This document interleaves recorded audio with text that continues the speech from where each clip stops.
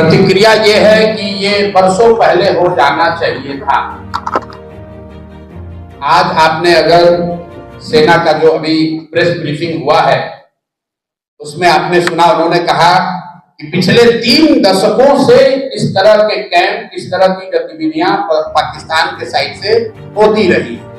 तो अगर आपके घर के मोहल्ले में कोई आपका पड़ोसी बैठकर आपके घर में कंकड़ फेंकता रहेगा, गोला बारूद फेंकता रहेगा, आग के गोले फेंकते रहेंगे, तो आप कब तक बर्दाश्त करेंगे? कभी ना कभी उसका उत्तर दिया ही जाएगा। और आज अगर ये उत्तर दिया जा रहा है तो पूरा देश उसके साथ खड़ा है।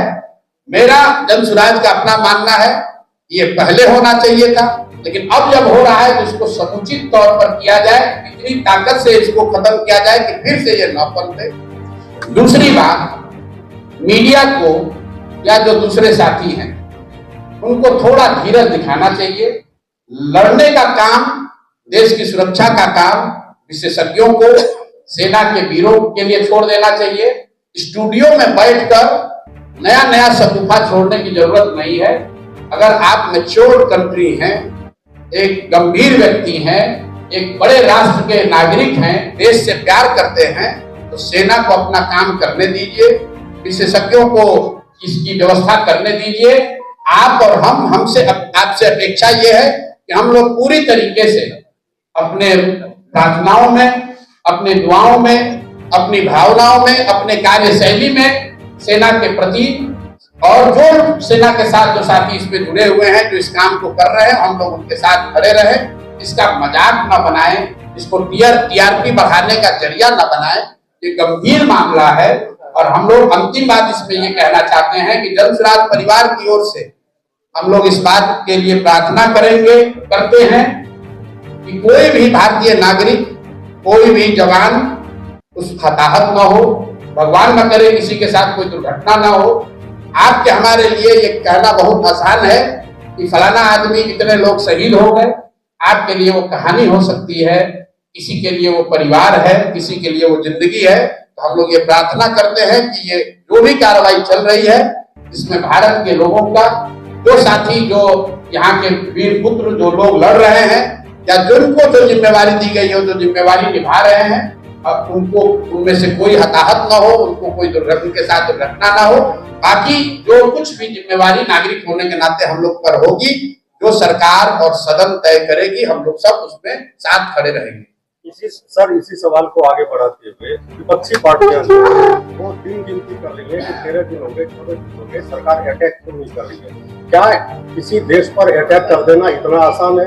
हम उदाहरण के तौर पर इजराइल और रशिया को देख रहे हैं। इजराइल, देखिए, मैं आपको मैंने पहले कहा कि ये समय नहीं है एक दूसरे पर छीटाकशी करने का।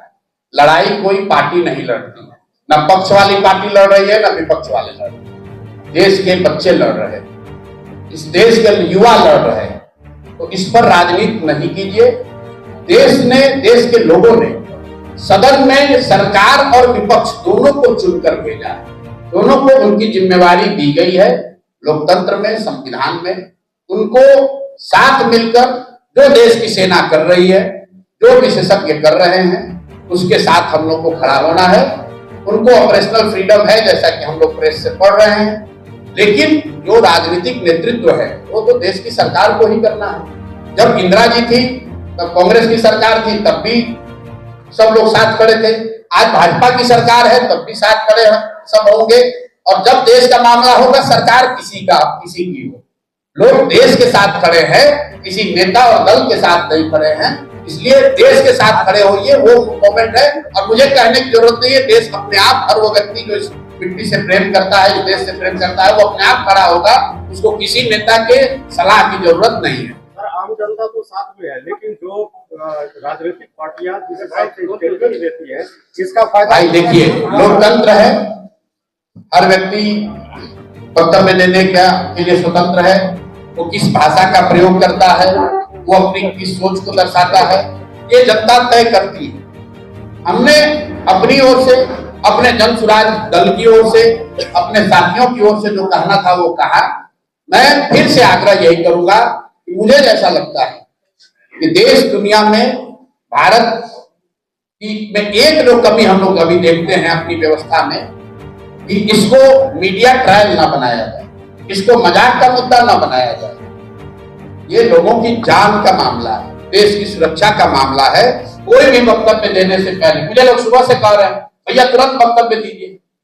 मैंने सुबह से कोई वक्तव्य नहीं दिया है, क्योंकि सेना का जब वक्तव्य आ गया उसके बाद ही कुछ बोलना सही है। जब तक सेना के लोगों ने ब्रीफ नहीं किया तो आप सुबह में 4 बजे उठकर आप जबरदस्ती का नेता बनने के लिए कुछ कह रहे हैं, वो हम लोग का स्वभाव नहीं है। ये ना वो विषय है राजनीति का, ना हम लोग कभी इसमें शामिल होंगे। सेना का वक्तव्य आया है, हम लोग उसको सैल्यूट करते हैं, हम लोग उनके साथ खड़े हैं। ना हम में वो योग्यता है कि मैं सेना को बताऊं कि उनको क्या करना चाहिए, ना मेरा वो काम है।